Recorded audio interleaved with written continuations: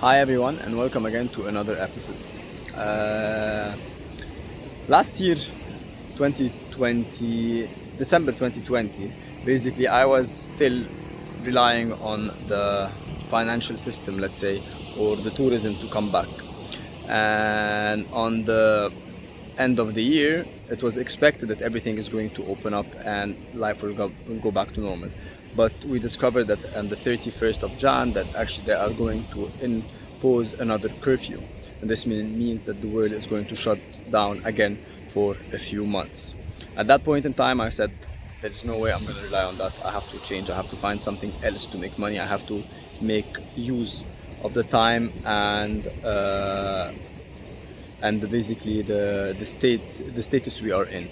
So I decided to look or basically pay more attention to the online jobs I was having, because I was not willing to wait again for another carrot and tell us, oh, it's going to be another 2 months, and then they open or they close, which actually happened again.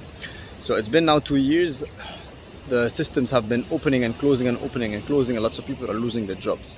So my advice is, if you guys are stuck, why don't you use that time to develop a new skill, to try to make something online, to use the time that you have and keep it, even if it opens, keep this as something in the back of your pocket. You can use it whenever you want. If you want to travel and use it somewhere, or if you want to stay home and change a career, it can always be a good source of income.